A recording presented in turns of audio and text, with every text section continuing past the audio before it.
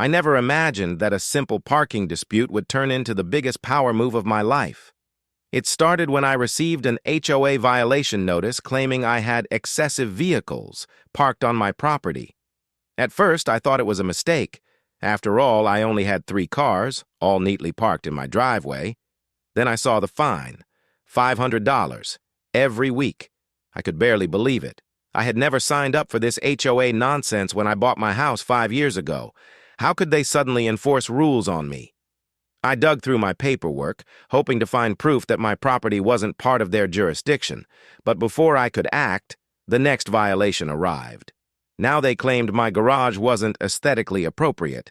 Another $750 fine. I was furious. I called the HOA office expecting to clear this up, but when I finally got a hold of someone, a woman named Diane Reynolds, the HOA president, spoke with the kind of smugness that made my blood boil. "You have 3 vehicles parked in front of your house," she said, her voice dripping with condescension. "That disrupts the uniform appearance of the community." "What are you talking about?" I snapped. "It's my driveway. I don't park on the street. I don't block anyone. How is this even a rule?" Diane chuckled. "Rules are rules, Mr. Carter. We maintain a certain standard. If you'd like to contest this, you can attend the next HOA meeting." That's when I realized this wasn't about parking. This was about power. And they had no idea who they were messing with. I didn't waste time. I dove deep into county records, property deeds, and legal agreements. I wanted to know exactly what authority this HOA had over me. What I found shocked me. Years ago, when the neighborhood was first built, the developer had written an HOA contract that only applied to certain properties.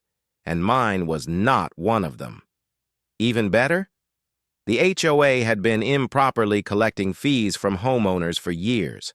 They had expanded their authority illegally, quietly annexing houses one by one without proper legal standing. This was fraud.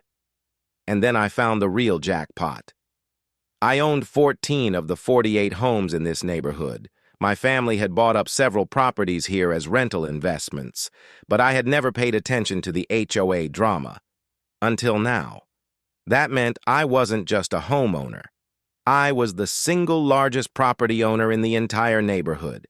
And according to HOA bylaws, if you owned the majority of properties, you could override the board. The next HOA meeting was going to be legendary. The room was packed. Diane sat at the front, looking smug as ever, flanked by her board members. A few homeowners were whispering to each other, probably nervous about the endless fines they had been hit with. I walked in casually, taking a seat near the front. When they opened the floor to concerns, I stood up. "Mr. Carter," Diane said, frowning, "we're not here to discuss personal grievances. If this is about your parking violations—" "Oh, it's about much more than that," I interrupted, pulling out a thick stack of documents. "I've been doing some research on this HOA." Diane's face faltered. "Did you know that my property was never part of the original HOA agreement?" I said loudly, making sure everyone heard. Murmurs spread through the crowd. "Yet you've been fining me anyway. That's illegal." Diane's lips thinned. "We have the right to adjust boundaries as necessary." "No," I corrected, waving the county records in my hand. "You don't. And according to these records, you've been doing this for years, illegally expanding your reach over properties you have no authority over." Gasps rippled through the crowd. Diane shifted uncomfortably in her chair. "You're misunderstanding." "I'm not finished," I cut her off. "You see, I also found something very interesting in the HOA bylaws."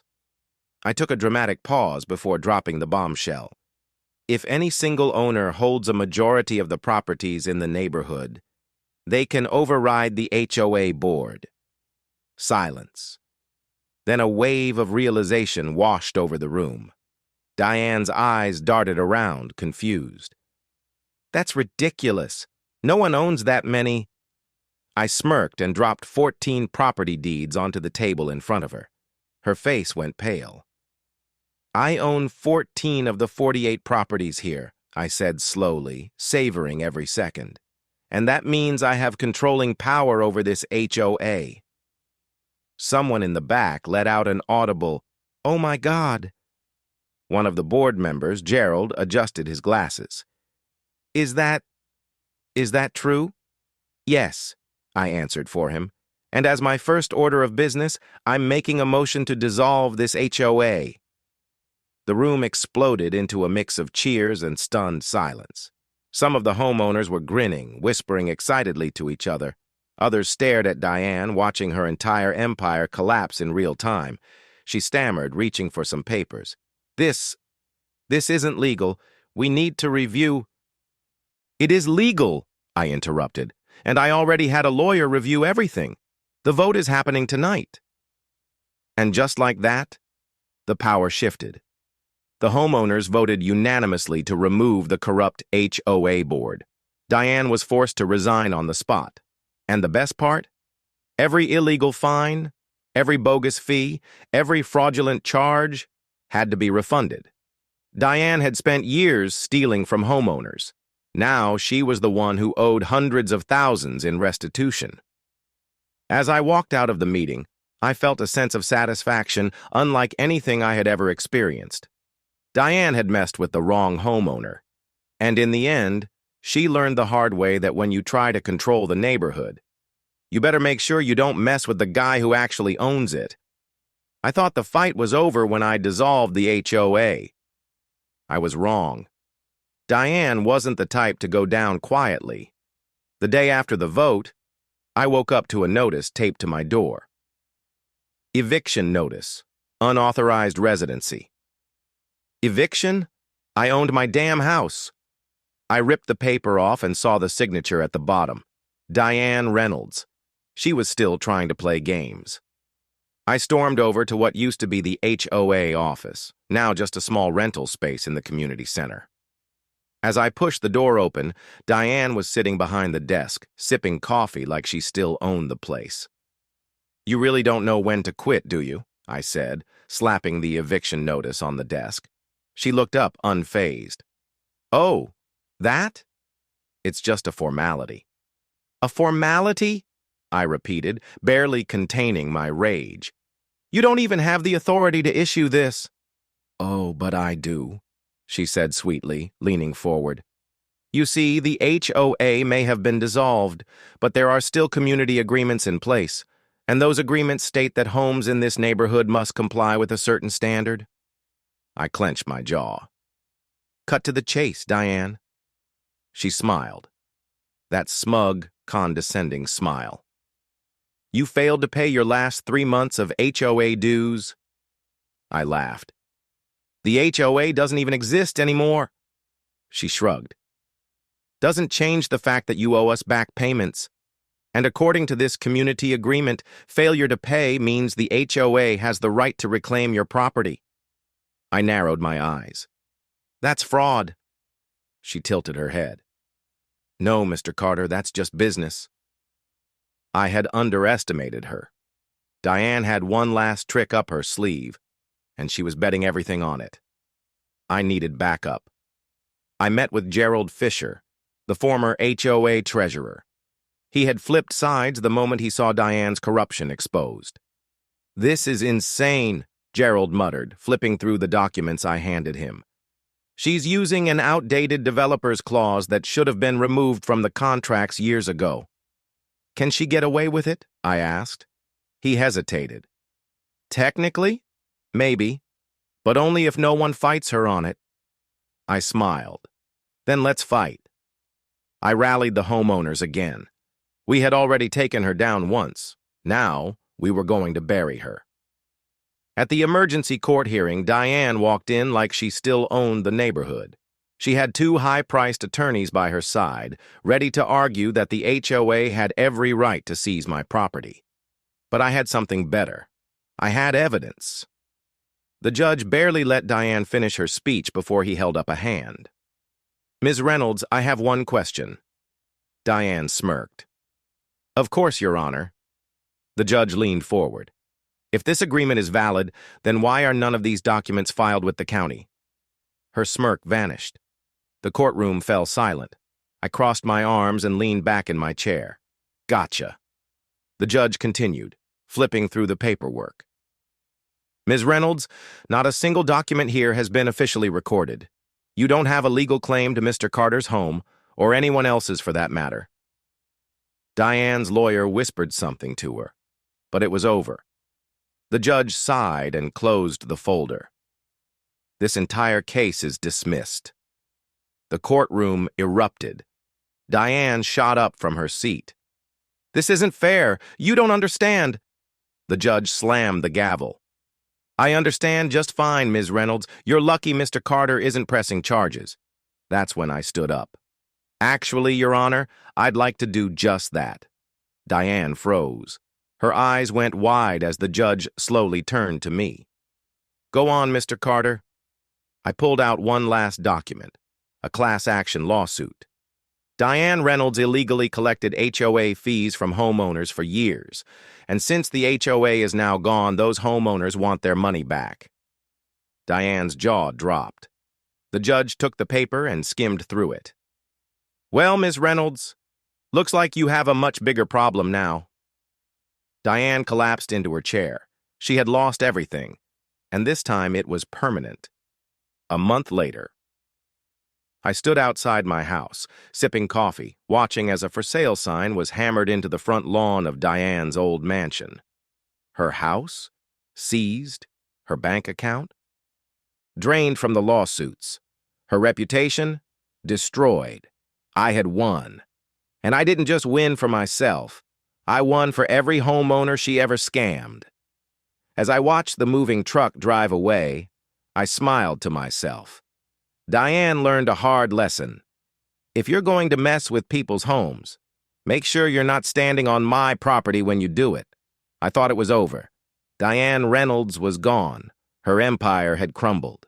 And yet, the day after the final court ruling, I woke up to find my car had been towed. Not just mine. 23 other homeowners had their cars removed overnight. And the kicker? Each of us got a ticket for illegal parking on our own driveways. I stared at the bright orange violation notice taped to my garage door.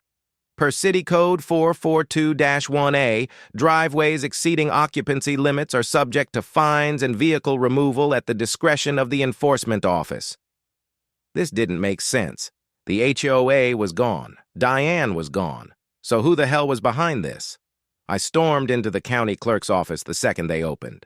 I need to speak with someone about these parking violations, I told the front desk. The woman barely looked up. You'll have to take it up with the neighborhood council. I froze. The what? She finally looked up, chewing her gum lazily. Pine Ridge Neighborhood Council. It was formed last week. My stomach sank. A new council, already. And there was only one person who could have pulled this off so fast. I tracked down Gerald Fisher, the former HOA treasurer. Tell me you didn't know about this, I said, tossing the parking ticket on his desk. His face turned pale. You got one too? Not just me, half the damn neighborhood. Gerald rubbed his temples. I knew Diane was petitioning the city to form a new council after she lost the HOA, but I thought it was just a bluff. I clenched my fists. She didn't just lose. She had lost in court. She had lost her home. She had lost everything. And yet, Diane found a way back in. I did my research, and it was worse than I thought. The HOA was dead, but Diane had manipulated the city into forming a new governing body, a neighborhood council. It had no membership fees, no dues, no elections, but it had power. Enough power to set city codes for the neighborhood, which meant Diane could enforce whatever new rules she wanted, without needing anyone's approval. She wasn't running an HOA anymore. She had installed herself into the city government. I had one option left. If I couldn't fight her through HOA laws, I had to fight her through city politics. I needed to take this entire system apart, so I ran for neighborhood council president. And I ran against Diane Reynolds. The night of the first public meeting, the entire neighborhood showed up. We packed the community center. Diane sat at the front of the room, acting like she was in charge again. Her new council members sat beside her, people she handpicked to be her puppets. "Let's begin," she said smoothly, tapping her gold pen against the table. I stood up. She barely glanced at me. "The council will not be taking public comments at this time." The room erupted. I raised my voice. "We're not here to comment. We're here to vote." Diane's fake smile twitched. "There is no vote scheduled." "There is now," I cut in, holding up a petition. "Over 200 residents signed to dissolve this council." The crowd cheered. Diane's eyes widened. This is illegal," she stammered. "It's city policy," I countered. "You might have rigged the rules to create this council, but you forgot one thing." I slammed the petition onto the table. "You can't govern people who refuse to be governed." Diane tried everything. She called in favors. She got the city commissioner involved. She even hired an attorney to try and block the vote. But it was too late. The petition was valid, and the city had no choice. The council was dissolved. Diane was stripped of her title, and this time, she was banned from holding any future position in city governance. We won. For real. A week later. I watched from my porch as Diane loaded the last of her bags into a moving truck. She looked defeated, broken. She had spent years building her little kingdom, and I had torn it down. She finally turned to face me. I expected her to lash out, to scream. Instead, she just smiled. A slow, cold smile. "You think this is over?" she said. I narrowed my eyes. "It is over." Her smile widened. "Not for you." And then, she drove away. That night, my house was set on fire. I woke up choking on thick black smoke. The air was heavy, suffocating, filled with the stench of burning wood and something acrid I couldn't place. My ears rang with the high-pitched wail of my smoke alarm, barely audible over the crackling flames somewhere inside my house. For half a second, I was frozen in place. Then, instinct took over. I threw off the covers, leaped out of bed, and stumbled toward the bedroom door. The moment I touched the handle, blistering heat shot up my arm. The fire was already outside my room. I spun around, lungs burning as I ripped the curtains from the window and threw it open. Fresh, cold air rushed in. Adrenaline kicked in. I climbed onto the window ledge and jumped. The world tilted. My ankle twisted painfully as I crashed onto the damp grass below, but I barely had time to feel it. Because when I looked up, my house was fully engulfed in flames. Neighbors came running. Someone dragged me to my feet. Someone else shouted for water hoses. Mrs. Thompson stood in her robe, hand clamped over her mouth, eyes wide with horror. But I barely registered any of it, because across the street, she was watching. Diane Reynolds. She was standing beside a black SUV, arms crossed, eyes cold and calculating. She saw me watching her, and she smiled, a slow, knowing, mocking smile. Then she turned and drove away. The fire marshal's report came back. Arson. Someone had poured gasoline around the base of my house and lit a match. The fire spread so quickly and so efficiently that I barely made it out alive. They tried to kill me. And there was only one person who had the motivation, the resources, and the sheer cold-bloodedness to do it. I had to disappear. Diane thought she won. She thought she had burned me out. That I'd take my insurance payout and run. And at first, that's exactly what I wanted to do. But then I remembered my grandfather. I remembered what they did to him. And I remembered the way Diane smiled at me through the flames. I wasn't running. I was coming for her. But this time, I wasn't just going to fight her head on. I was going to destroy her. I went off the grid, stayed with a friend outside of town. I knew Diane was watching for me. She owned people in the city. The police did nothing. They called it a random act of vandalism. Even though half the town knew exactly what had happened, even though she had done it before. But here's the thing about people like Diane. They think they're untouchable.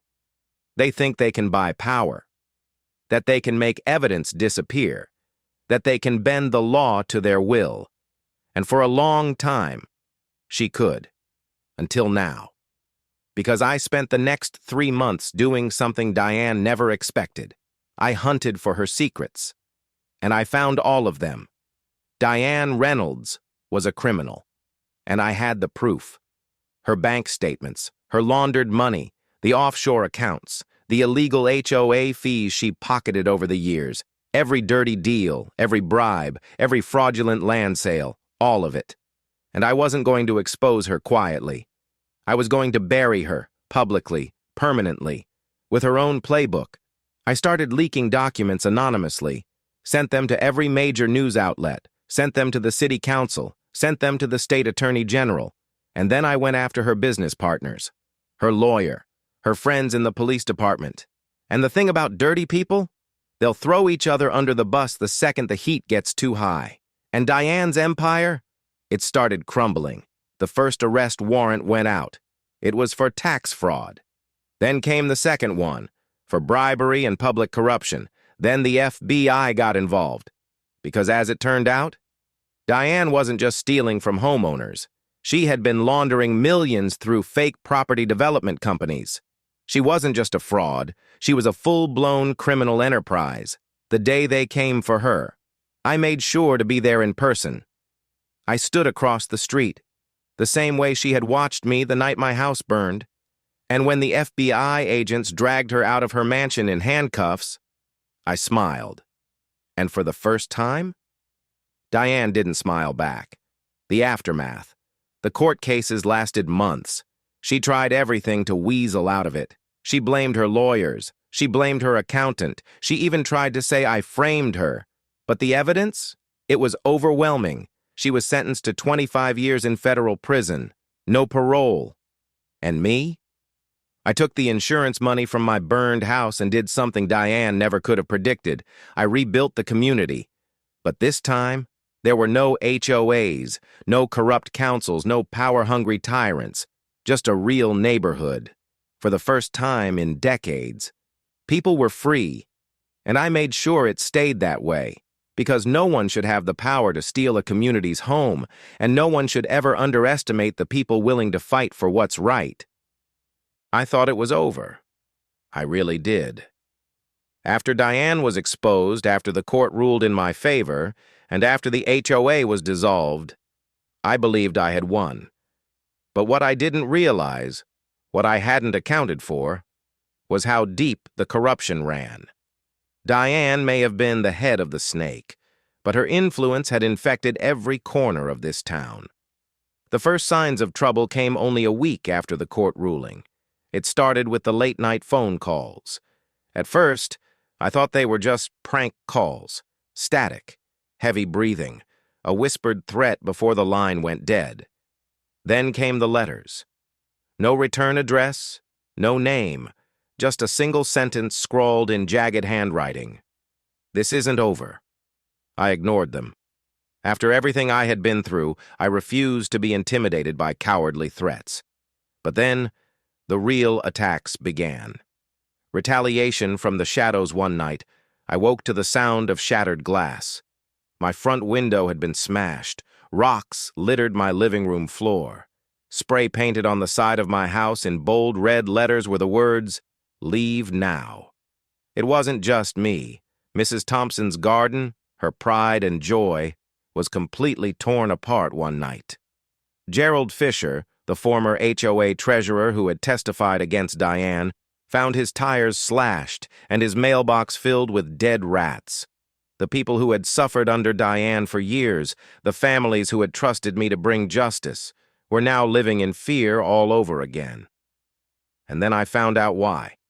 Diane might have been taken down, but her allies were still here.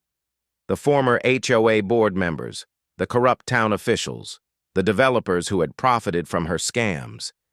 They had lost everything when Diane fell, and now they were fighting back from the shadows. I had exposed them, but I hadn't destroyed them. Not yet. The final puzzle piece. I needed a way to end this, once and for all. That's when I remembered something: the mysterious vault in Diane's office. During the court case, Diane had fought tooth and nail to keep her office from being searched. But now, with the HOA dissolved, that office was abandoned. Whatever secrets she had locked away inside, they were still there. So, one night, I broke in. The place was a ghost town, files overturned, drawers emptied. But the vault, the massive steel safe built into the wall, was still there. And lucky for me, I had Gerald with me. It took him almost an hour to crack the code, but when the lock finally clicked open and the door swung wide, what we found inside made my blood run cold. Inside the vault were years' worth of documents, hidden bank accounts, bribes, fraudulent transactions. But the worst part? There were files on every homeowner in the neighborhood. Detailed records: who had been forced out, who had been harassed into selling, who had been targeted for financial ruin. Diane had been systematically destroying lives for years, not just through HOA fines, but through forged foreclosure notices, illegal land seizures, and secret sales to developers who had paid her off. And now I had the proof: the public reckoning. The very next morning, I didn't go to the police. I didn't go to the courts. I went straight to the people. With the help of Gerald and a few other former residents, we distributed copies of every incriminating document. We printed flyers with Diane's secret transactions. We broadcasted her crimes across social media. And then I organized one final town meeting. The community center was packed, standing room only. Even people who had once supported Diane were there, their faces pale as they read through the documents we had exposed. And that's when I took the stage. "This town has been poisoned," I said, my voice echoing through the room. "For years, we were made to believe that we had no power, that the HOA controlled us, that Diane controlled us. But that was a lie." I held up a stack of papers. "These files contain every dirty deal, every fraudulent transaction, and every crime committed against this community.